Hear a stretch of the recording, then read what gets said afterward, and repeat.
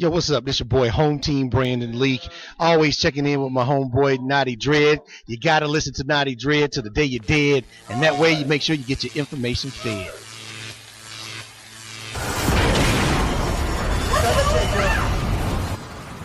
Holy.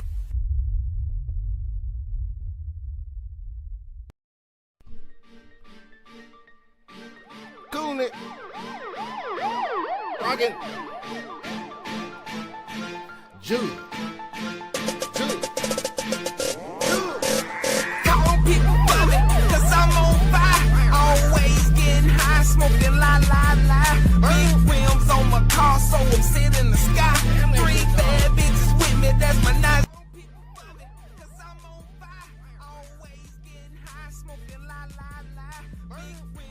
Man, y'all already know what time it is. Same suit, just reheated. Another day for the truth. Well, hold on. What my shades at? Gotta get my shades on. I let my brother Drew, my little brother Drew, boss man Drew, with the track that I'm introing with. Yeah, call them people for me. I'm on fire. Y'all already know what time it is. I'm gonna tell you the truth. I ain't gonna tell you no lie. Man, deep conversation that we gotta have today. But how everybody doing? You know, how's your week been going? How's your weekend been going? Man, I really worked hard today. Out on my 9 to 5 on my grind, and I was like, man, should I do the show? Should I not do the show? But you know, the spirit hit me and said, you got to go ahead and do this show because we got to talk about mental health and mental illness. And I want to know, how serious do we really take it? Do we really sympathize with those who are dealing with mental health issues? Those who are mentally ill? How do we really diagnose it? Does it need to be, in order for us to respect mental health and mental illness, is it something that has to be diagnosed by a doctor? Is it something that a person, you know, you dealing with a person, you diagnose it yourself? Is it something that we should just almost assume a person has based on a number of different reasons or situation? When you're dealing with people in the everyday world, do you just automatically say, you know what, it's possible that this person might be mentally ill? It's possible that this person might be going through something. Let me be patient with this person. Let me extend my kindness to this person. Allow me to not judge this person because I don't know this person. I don't know what this person is going through. I don't know what this person is dealing with. Or do we not really care? Do we not really sympathize with those who are mentally ill? That's my question for today. I got some stories I want to bring in. I ain't gonna waste no time. I see my partner Romero here in the green room, and this is you know, when I have this show, The Controversial Truth, every now and then I have serious topics. You know, we can make some fun, we can gloss over, but my partner Romero, sometimes we see things the same, sometimes we don't see things the same, but at the same time, I always respect his mindset and where he coming from. Unless he just, I don't debate the facts. Now, I can't debate the facts, but if it's fact, it's a fact. But when it just comes to opinion and the way people think, I respect his mind. So I'm going to bring him on in here. Romero, what's going on? What up, man? Shoot, man, same old same, bro. You already know how it go. Same suit, Jerry Heat. That's it. I appreciate this topic because it's something that I can relate to, actually. Well, we're going to dive into it. I got two, well, really, it's one story, but I want to bring some examples into it. And today, we had the tragic news of learning that Marshawn Kneeland, the defensive end for the Dallas Cowboys, just scored a touchdown Monday Night Football off a block punt, and he was found dead today. And I heard it earlier. Katja from Just Simply Sports, shout out to her. She alerted me to it, and then but it didn't say how he died or what happened. I didn't know if he had a heart attack. I didn't know, he got into a car accident. Didn't know what was happening. And while I was out on the ground, a lady brought it to my attention. She said, "You watch the Cowboys?" I said, "Yeah, I heard some tragic news earlier." Then she showed me. She said, "Yeah, he killed himself." And I said, "What?"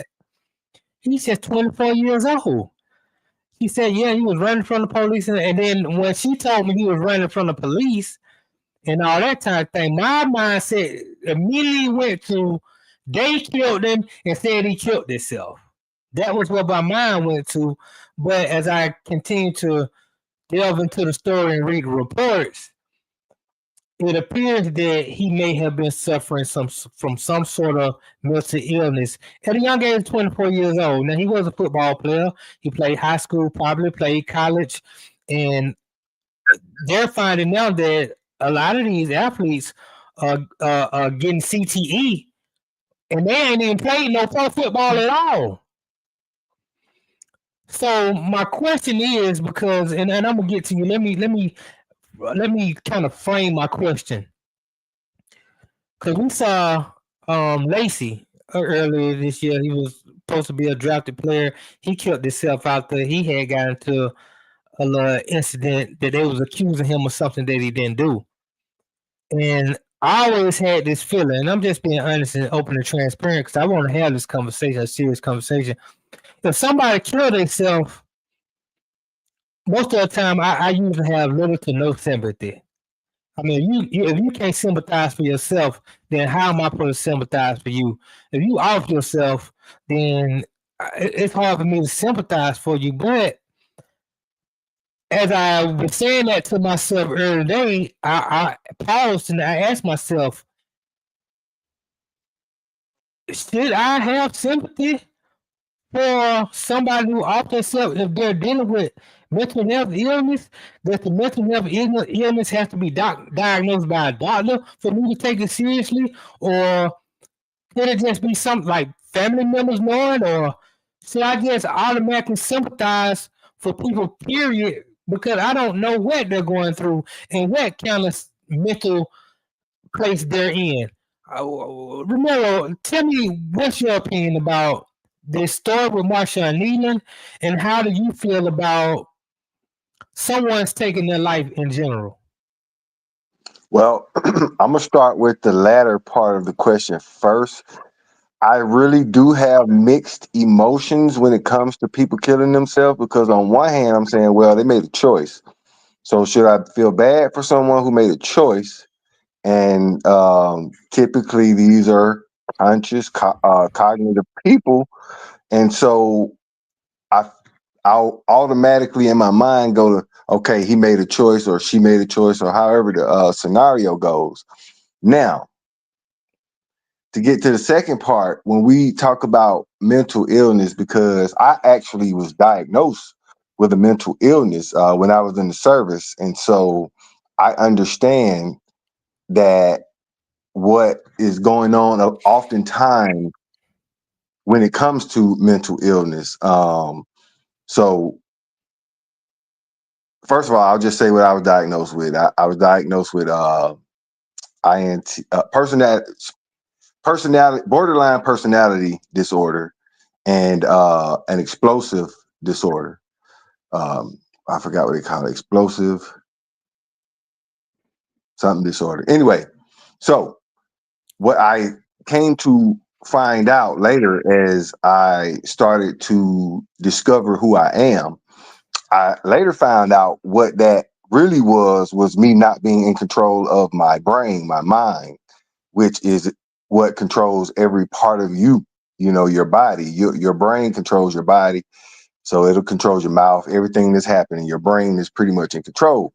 And so what I came to realize was most people aren't in control of their mind. So their mind will create emotions, and reactions, and oftentimes we don't take the time to think about what we're reacting about or what the consequences may be, because our brain takes over, and then that function, whatever that brain function is, that's making a reaction or causing the emotion that'll cause a reaction, is something that a lot of people do not have control over.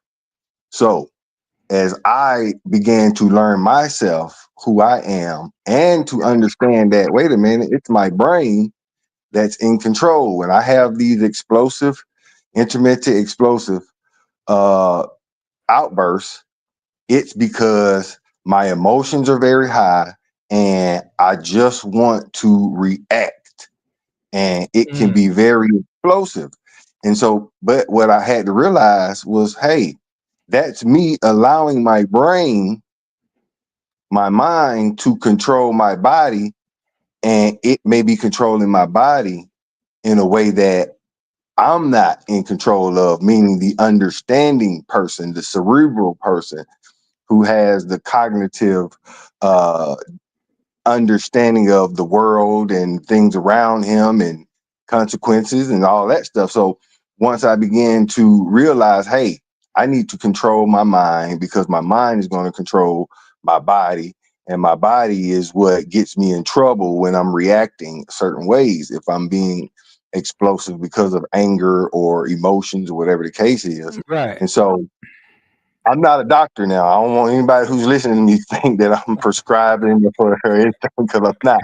I'm just telling you what I found out about Right, myself, from your own experience. someone who has been diagnosed Right. with mental issues. So I realized that if I don't get in control of that, then it's going to take me out, whether it gets me killed or go to prison forever, whatever the case is. I realize if I can't control that, eventually it's going to catch up to me, because I've had Right. some situations where things got explosive. So Yeah. I hope I just answered the question. And then, like I said, when it comes to the self-deletion, it's a choice. So do I have sympathy for them? I don't know if I'll have sympathy. It just sometimes depends on what the situation is. But I could say yes, because I understand it's because they don't have control over their mind. Right. So I could say yes, I have some sympathy, because it wasn't them, the person, the personality, persona that was doing this. This was simply the mind making the body do something oftentimes that cerebral person would not do. Correct. You know what? Stacy just asked what is mentally ill, and that's what we're on the show today, trying to almost get to the bottom of, like, what is mental illness. I think there's a lot of different variations of mental health illnesses. Like you said, you were diagnosed with two things, and that kind of explains why you threw that chair at me that one time. Now I kind of understand. Okay, that nigga going through some things, but anyway, that's not ill enough. But on the real, when I talk about me having sympathy for, or not have, or having a lack of sympathy for someone who kills themselves, because I'm like, if you don't have no sympathy for yourself, why should I have sympathy for you? And then I think about guys like Junior Seau, who took his life. But Junior Seau clearly had CTE. His brain, he hadn't played football so long at the position he was at. The head, back then they were headhunting you. You tackle with your helmet a lot. You trying to get the knockout blow, and sometimes you knock yourself out. And so he played for so long and took so many hits. I felt bad for Junior Seau, because I really believe his brain had been damaged to a point where, like you said, maybe he couldn't control what he was doing and those things. So I have sympathy for him, because he was diagnosed. Well before he killed himself, he was diagnosed as having mental illness by a health professional. Then you got some people like Marshawn Kneeland. I'm not sure, I read the story, but in the story, I didn't see where he had been diagnosed at 24 years old by a professional. So I just take it as like almost like he was mentally weak and he killed himself. And that could be the furthest thing from the truth. I'm just telling you how I received it. Now, I remember growing up, I always didn't understand like how people got depressed. Like, what do you mean you depressed? Ain't in the world big enough, you just forget about it. Why are you depressed? Like, I didn't understand depression. And then I had a situation where I just didn't have enough vitamin D in my system, but I was depressed. And I didn't understand why I was depressed. I didn't understand why I was crying. I didn't understand why certain songs would hit me a certain way. I couldn't explain it. I knew that nothing was wrong with me mentally. As far as I knew, it had to be something in my body. But regardless of what it was, I got to feel what a depressed person feels like, and then I got to understand it. And now I sympathize more, or should I say, empathize with people who deal with depression. So, from that aspect, do we really care, or do we really sympathize with people who have mental health illnesses, or is it all based on our own personal experiences, and maybe it's somebody who's close to us that we know and that we sympathize for? Like, how does that work? Do we really care? That's a great question because I'm not sure if a lot of people care. I'm really only able to speak for me, but and go back to what I said earlier. You know, you make a choice, and so I can live with your choice. You don't get to live with your choice, but at the same time, that the sympathy part is the loss of control, possibly. So many people, like we were just talking about, the emotions of make them react, make them do something, and depression. A lot of times it comes from trauma. And trauma is actually something that's happening on the inside of us. We experience traumatic experiences and traumatic situations, but trauma is what's going on inside of us. And so, how is our body dealing with the trauma that's happening within us? Is, I guess, the part that will make someone be sympathetic. So, like, if you understood that, okay, this person did kill themselves or off themselves because they went through this and this thing triggered them into, and so you have to realize that, well, that trauma, it's really hard to deal with. And so if you don't have control over your mind, which is why I talked about, I made sure I got control over my mind, because Right. I can't allow my mind to control me. The personality is where I think the soul is at. And so I think that's where you really have control over it. Your brain is still matter. It's still just cells and all that. Your personality comes from what you choose to be or who you choose to be. But most people don't even know who they are. They look in the Right. mirror and think that that's who they are, which that's not who you are. You are who you choose to be, and who you choose to be is going to be reflected in your actions or how you see or perceive the world. So when you're looking at how people respond to trauma, that's where it's easy for me to say, well, I can sympathize with them, because I don't think the person who they really would have chose to be would have made that decision, but based off of some sort of trauma that is causing some sort of reaction, which could be depression, Right. then those reactions that come from whatever it is that they're reacting from is what ultimately caused them to make the decision that they made. But it wasn't necessarily their personality. So that's where, to me, it gets kind of tricky. Like, if you ask somebody, who are you? Do you know who you are? Or if I ask you who you are, you're going to describe what you look like and some of the things you do, or do you really know who you are? And I think the biggest trait or variable when it comes to mental health is the fact that people don't know how to separate the two. Like, who you really are or who you think you're perceived at in the world, because that's who most people try to be, is whatever they think they're perceived as. And usually they get that image from what they look like in the mirror. It's a really, really complicated Right. psychology when it comes to humans. So I'm not trained. I did some research, to learn some of the stuff that I'm talking about and going inside myself to try to understand this stuff. So I'm trying to speak from experience and based off of knowledge of self. So I just want to reiterate, I'm not a doctor. Right. I'm not Right. prescribing nothing. I'm not saying to you, believe what I'm saying. I'm only saying that because I know what I'm saying a little heavy. And Yeah. so Yeah. it can make people start to think. That's what the conversation is about. And I hope people have these conversations with their friends and families and really try to get down to the bottom of it.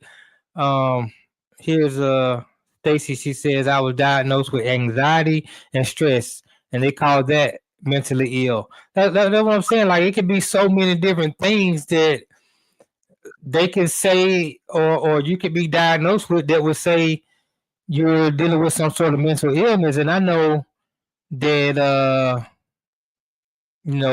my mom, she tells me that she, deals with anxiety and stress. And for a long time I couldn't understand it. I would just tell her, what you stressing out about? Just relax. Don't worry about stuff. Let that Not understanding that it might be something that she can't necessarily control. I had to really she had to really, kind of keep telling me and pounding it to me before I understand, okay, I'm not looking at this the right way. I have to look at this totally different. I have to be able to, you know, if I can't walk in the shoes, I have to just listen and understand what she's saying and sympathize for it and try to do whatever I can possibly do to not trigger something that will, you know, make, the anxiety or the stress come to be, because we know that it's unhealthy to be stressful. It's unhealthy. So it's a lot to it. It's a lot to mental health and mental illnesses that honestly I can't sit here and say I have a full grasp on. I'm still trying to learn. I'm still trying to understand. But I do know that when I go out into my regular day to day, especially now when I meet people, I'm very patient with them. Somebody cut me off it's fine. They got something to do. I don't know what people are going through from day to day. I don't know what's in their mental. I don't know what they're dealing with. I I don't know them. So the best thing for me to do is that at all costs, don't judge them. Let them be, and you know, try to stay out the way. That's what when they say, "What you doing there, man?" I'm just trying to stay out the way. That's exactly what that means. Well, me personally, somebody who's been diagnosed with mental health issues, I don't personally believe I still have them. And the reason why I say that is because I actually am in control of me. I am in control of my actions, how I'm going to perceive the world. And so when you talk about stress, you talk about anxiety or any other, because a lot of people have anxiety in this country, a lot of people stress. So when Right. you talk about those, it's hormones and chemicals that are changing inside of the body that releases things that make you feel stressed or anxiety, make you anxious or nervous or whatever it is. So it's some chemicals and hormones and things like that that's happening inside of you that make you feel the way you feel. And so I personally believe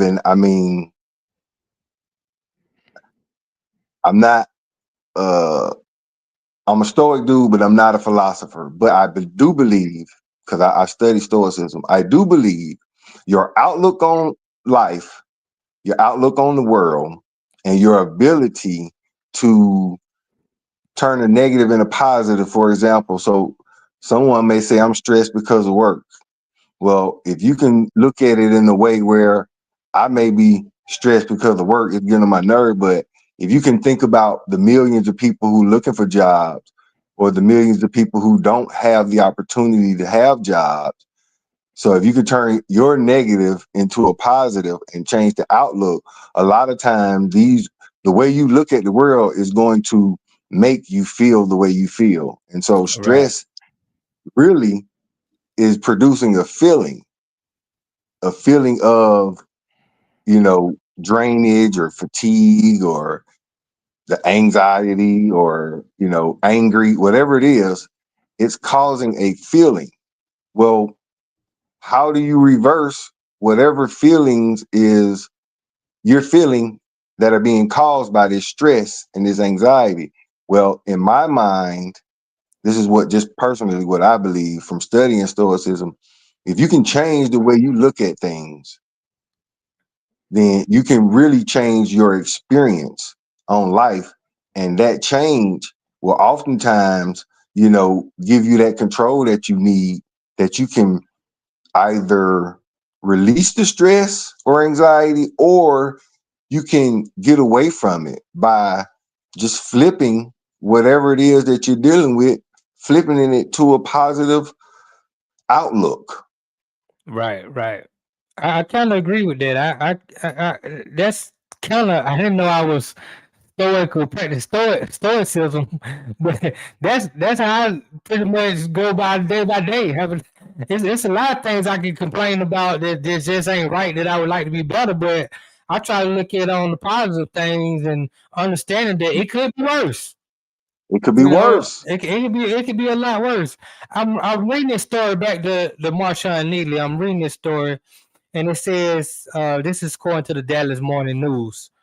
In the audio recording obtained by the news, Kneeland's girlfriend, who was not identified by authorities, told police Kneeland was armed, had a history of mental illness, and would end it all. Okay, that was his girlfriend. Police said Kneeland's girlfriend was trying to contact his agent. They were trying to find him because nobody knew where he was. And then on another note, I read that his family is saying that when they talk about him, that he was a kind, determined, humble, full of love. His light shined brightly in every life he touched, and his spirit will continue to live through other. So you hear that he's this kind, gentle, humble giant. He loves people. He treats people a certain way. But then his girlfriend saying he knows him to be mentally ill. He got guns and all this kind of thing. And it brought me to he's 24 years old. He's in training camp. He's with a football team. He goes to practice every day. He's around players. He's around coaches, general managers, front office people. I asked myself, should they have already known something was wrong with him mentally, or can you really be like a nice, kind, gentle, loving person, happy with everybody you meet, and then behind closed doors be ready to end it all? It's confusing to me. I'm glad you just said that because I could use me as an example when I talk about this real quick. Shout out So to Mad Knox in the building too. I wanted to give him a shout out, but go ahead. most of my entire life, I somewhat played like the chameleon. If you were to go back wherever you wanted to, from high school on, everybody who talked about me would say he is the nicest guy. He's one of the kindest, sweetest. His heart is this, and that. But then on the flip side, you can find out that I've done some or come close to doing some really bad things to people because of anger, which is an emotion, and the lack of having control of myself. You'll be like, well, it be them same stories on the news. My son is this and this and that. He ain't never hurt nobody. But then your son out here Right, robbing folks out here, like you don't know the real person. So that's what right, it brings me right back to when I say either you're going to be in control of your mind and be who you choose to be, who you really are, that person, that personality, persona, or you could still be caught in the yin and yang, the two sides. That's where I think that whole two-faced thing come from, because just about most people have two sides. I So can get that. if the question is why haven't they spotted it? Because it's easy to hide. It's easy to be the good version of you when you need to be the good version of you. And then when that other version of you come out, it's around totally different people, cast of people who get to know the other side of you. Right. So very few people are even keel. Very few people walking this earth is the same way all the time with everybody. Very few people. Most people are two different people. Right. And I agree with that. who's controlling the yin and who's controlling the yang? You know what? That's So an interesting thing that you brought that up, that you said those words, because I'm just gonna speak from my own self, and why I believe that some people are mentally stronger than others. For what you just said, I believe that I'm mentally strong. I have this other side of me. I call it my ego side. My ego has to constantly be put in check. This other side of me, I have conversations with this guy every day. This dude is brutal. This dude is atrocious. This dude don't give a damn about nothing and nobody. But that person should never and I know be both able. sides. That person should never be able to walk this earth. You know what I'm saying? So I keep that person locked in. And one of the ways that I find that I keep this person locked in is to expose it, to talk about them, to let people know. Now, this other side, I think sometimes the best ego killer in the world is to apologize to somebody. If you do something wrong, apologize and say, I was wrong. I shouldn't have did this. That shames the ego and put that ego to the back, because the ego don't want to apologize, because the ego don't want to be exposed for being something that he is. So my point in saying that is, sometimes I think I say, man, I hope that it doesn't ever get to a point where maybe I get older or maybe something happens to me that I can't control that anymore. And it goes haywire. And I think that sometimes, and this is just my thinking, I could be wrong. That's why I want to have a discussion. I think some people can't control that other person that's inside of them. Some people can do it sometimes, and that's why they wishy-washy. Sometimes they this way, and sometimes they cool. Some people just can't ever control it.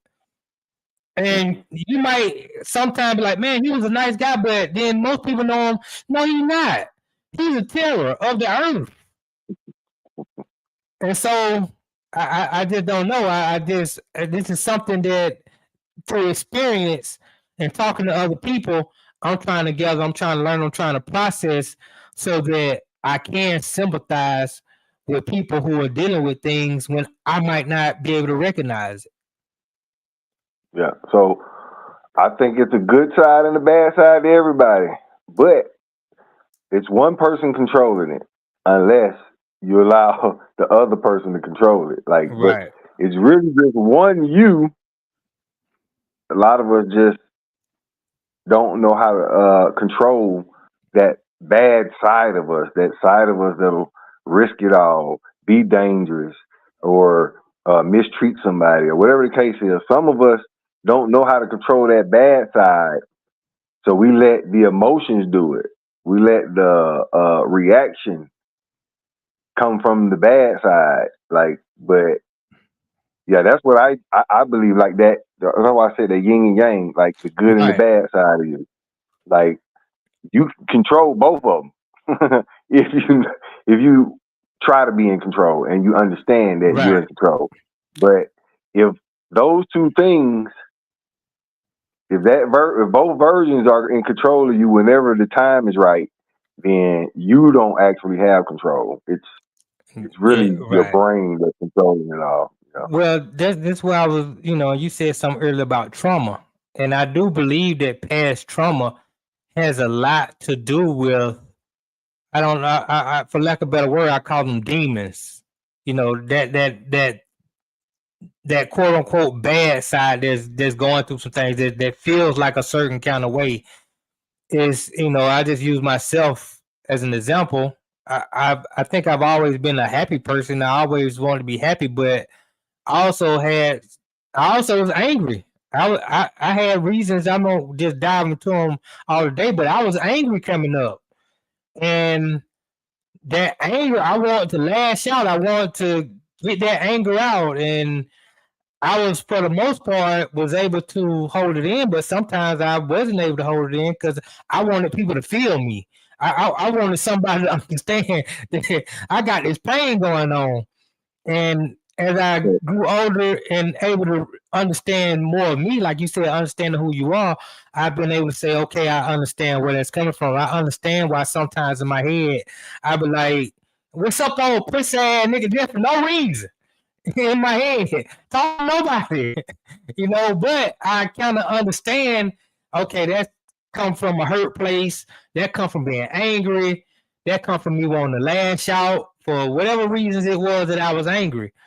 So, how much do you I was going to ask you, how much do you attribute trauma to that bruised side of people, of humans? Well, because trauma is happening inside of us, it stays inside of us. It's inside of us. If you were to go study that, it's some psychologists who wrote this theory about it, trauma being on the inside. I can't remember his name, Gomer or something like that. But anyway, because that's happening on the inside of us, that will play a part in your reaction because you're reacting to the trauma because it ain't went nowhere. And so that's why they always say people need therapy so you can deal with the trauma. Correct. But even in dealing with the traumas, you don't remove the traumatic situation, so it could pop up at any time. And so that's why I was saying you have to really understand that you, the person, has to be in control at all times, because what you were just saying about yourself personally, I've seen you have your explosive moments, and that would basically be the same thing they diagnosed me with, intermittent explosive disorder, IED.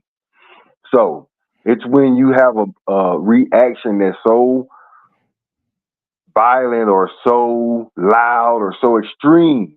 That's the right word. So extreme, it's beyond any norm that you've been living.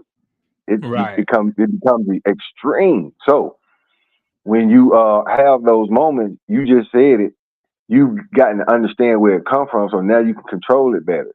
So that means that you understand you are in control. The person is in control, but your brain was causing those reactions. And sometimes, oftentimes it probably will come from trauma. But we need to understand as humans that this trauma is happening on the inside of us and it don't go nowhere. So you better deal with it so you can have the right outlook, because if you don't, then it's going to come up and it could cause you to do some things that you wish you had not have done. You had not have done. But you are doing it, or people will think you're doing it because your body doing it. But it may not be you if you lost control.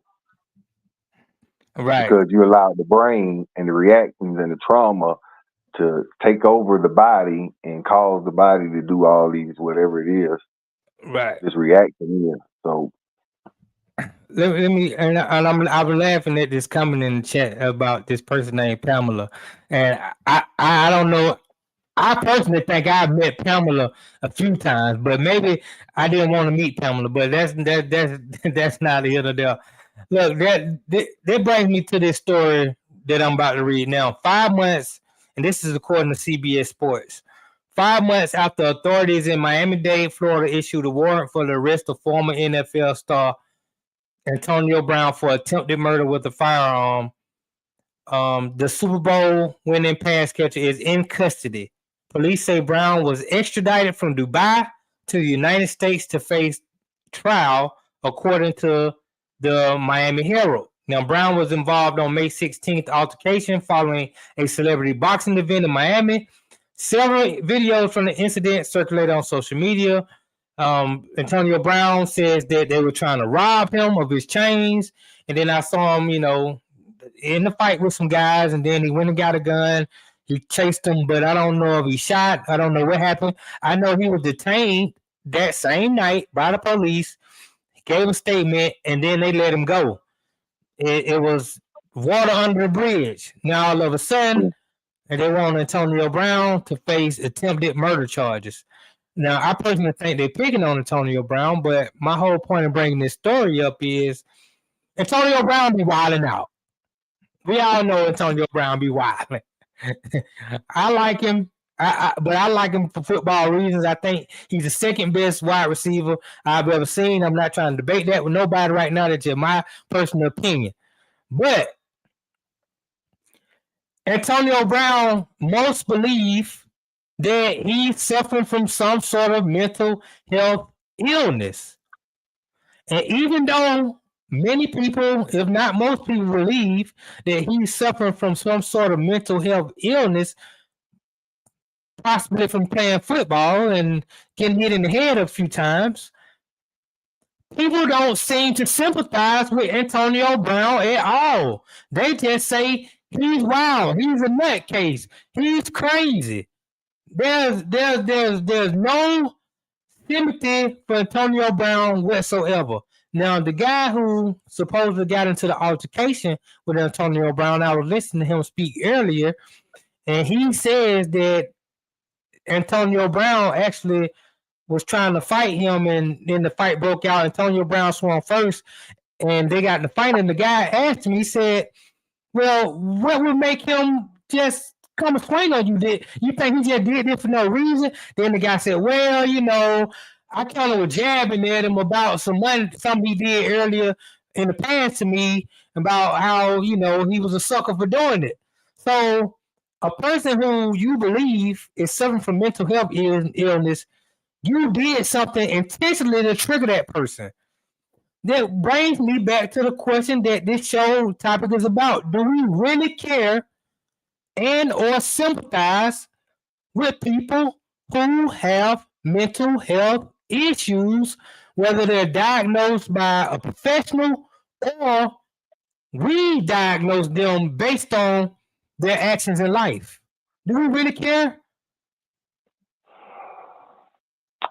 Man, that's such a hard question to answer because you, on one hand, you can say if people care, they'll give them some help. Well, you gotta want to be helped to get help, and then you'll say, well, if he won't go get help, then he causing these problems on himself. And I just say it's a lack of self-control, and he's having what they would diagnose likely as mental health issues, according to some of his history and his circumstances that he's gotten himself into, and situations that we've seen play out. One might say he has some mental health issues.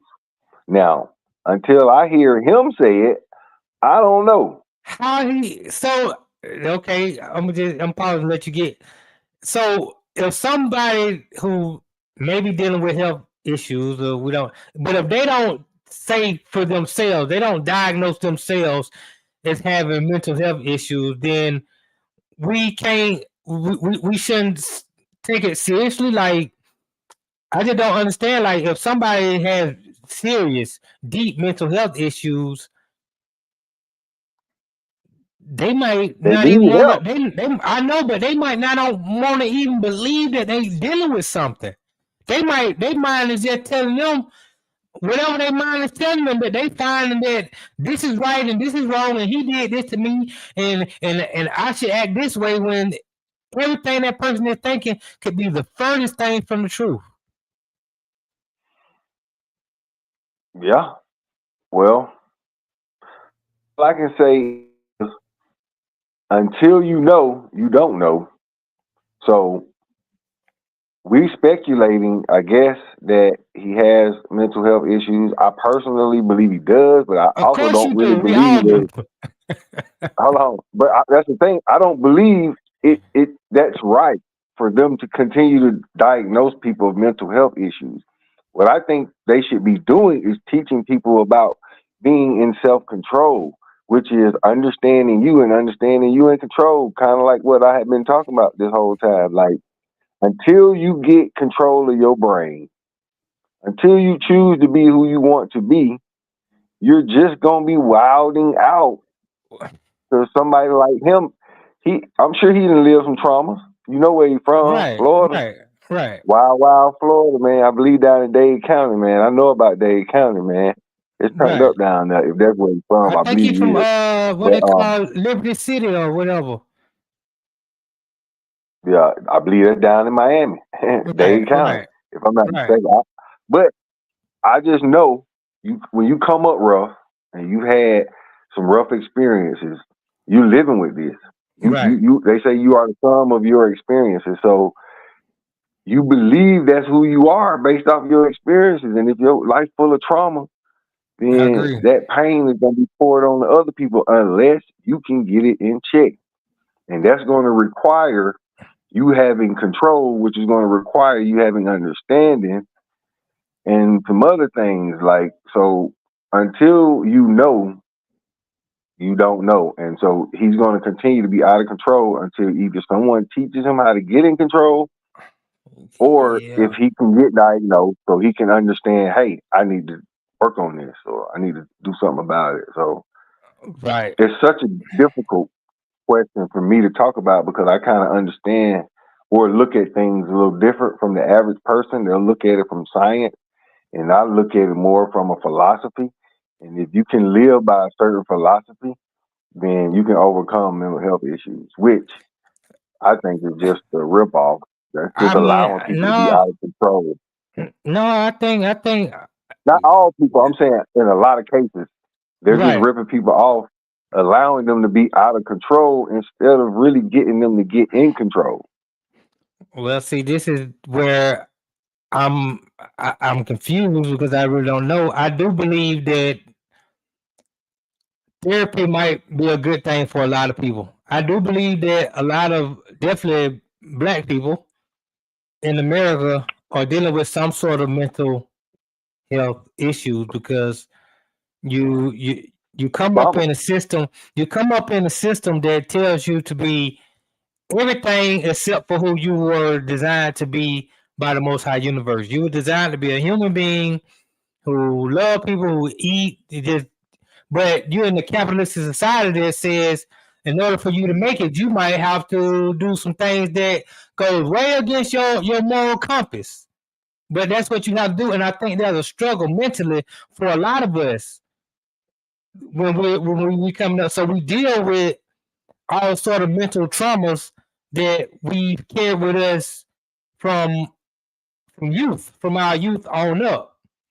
I believe that therapy would be good for a lot of people, but also my issue is that a lot of times when people go see these doctors, or you got parents who take their children to go see these doctors to try to figure out what's going on with them, one of the first things they try to do is push pills on them. They push this medicine on them, and then that medicine turns them to something way other than who they really are. It slows them down. It causes them to be almost zombie-like. And so I do agree that people need help and we need to seek some sort of professional help. Maybe it's therapy, maybe it's a doctor, but to at what cost is it too much? Like sometimes the diagnosis calls for something damaging to that person, where it's better off that they would just remain who they were, in my opinion.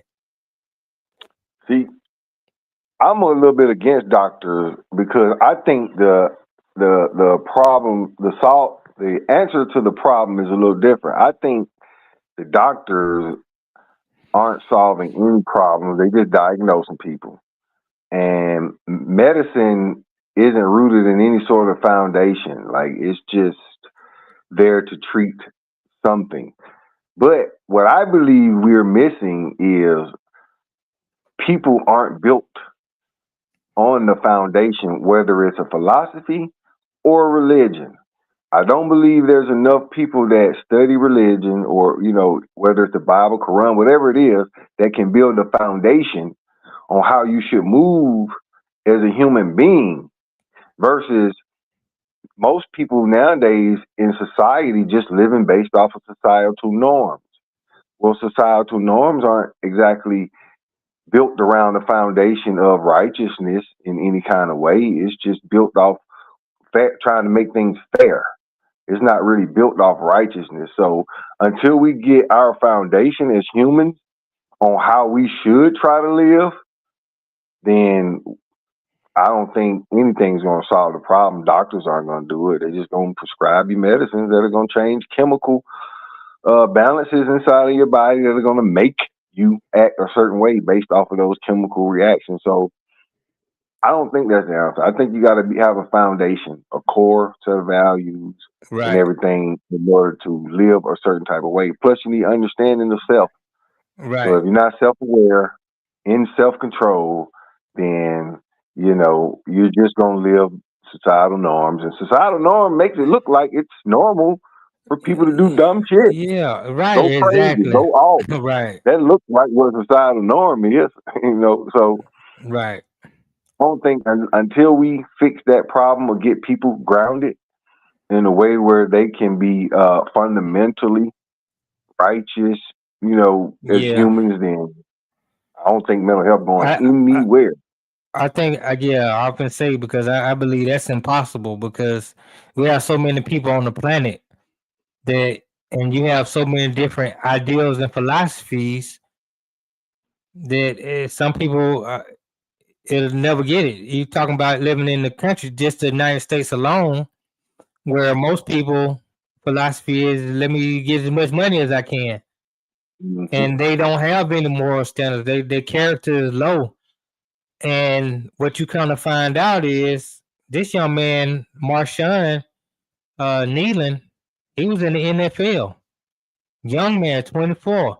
For a 24-year-old, he was doing real good for himself financially. Yeah. It didn't matter. He still took his life. Antonio Brown, we know what kind of money he was making in the NFL. He got some good checks. At one point, he was the highest paid wide receiver in all of football. And his money, it ain't helping him. We've seen, throughout our whole lifetime, billionaires, multi-millionaires jump off buildings, kill themselves. They dealing with drug overdoses. At some point, to your point, and I agree, you have to be grounded in humanity, or else you liable to go over the edge based Yeah. You're gonna on live in chaos. some sort of societal norm, something that you saw on TV or heard on the radio, and you decided to run with it, and it had nothing to do with you as a human being. So, I just hope this conversation is something that people can discuss with their families, with their children, with their friends. And I hope it's something that we can all kind of be more patient with our neighbor, be more patient with the people that we come across to on a day-to-day basis, understanding that we don't know what's going on inside of their skull. And they could take one thing wrong said or one action that was wrong done because you got caught up in your feelings on how you felt about something that you wanted to lash out at what somebody else did. That person can turn around and do some bad things to you, and then do some bad things to themselves. So yeah, I just want people to really sympathize with other people, love people. I'm gonna let you get the last word. Well, my last word would be simple, man. I would love and I wish this upon everyone. They just seek understanding of all that they're able to understand. And it's just too broad to talk about everything. So I'm gonna leave it at that. Just Yeah, seek understanding. yeah. This is a deep conversation. I think I'm gonna have to do a part two because It is a deep conversation. And I would like to have other people involved in the conversation as well to see where they at. I also what I'm going to try to do this week for next week is I would like to hear, even though I believe all your points are like A1. I can agree with you. I can understand. But as you said yourself, you're not a doctor. I'm interested in hearing how someone who diagnoses people as mental ill, how do they view the subject and the situation? Because this mental illness thing, man, it really hit home today when you see a young man, 24 years old, not even in his prime of life or his career, doing well playing NFL football, just scored a touchdown on Monday, primetime football, Monday night football, and here we go, 3 days later, dead from self-inflicted gun wounds. It just man, it's really tragic, and it's really hard to believe, man. It's really hard to believe. But to everybody, I just hope y'all, cherish your family, cherish your loved ones, cherish your friends, and most importantly, cherish yourself. If you believe that you need help, if you believe that you might be going through something mentally, please go and seek help. It's okay to go and seek therapy. It's okay. When we were coming up, it was frowned upon. People joked you about it. That's not the case. It's okay. Matter of fact, it should be applauded if you go and seek help to find yourself and to find peace and resolve. So Romero, I really appreciate you coming through, man. I really appreciate you showing up. Legit checkup. What's up, man? I hope you go back, Thanks for having me. watch the show and chime in the chat. Leave your comments in the chat. Stacey McKenzie, Mad Knox, Built for This Radio Network. Y'all make sure y'all hit the like and subscribe button and share with somebody. Start the conversation about mental health and mental health illness, and just see if we can help one another. I love y'all. Until next time, y'all already know what time it is. Same suit, just reheated, and Naughty for President 2025. I'ma holler at y'all. Not Peace. the president.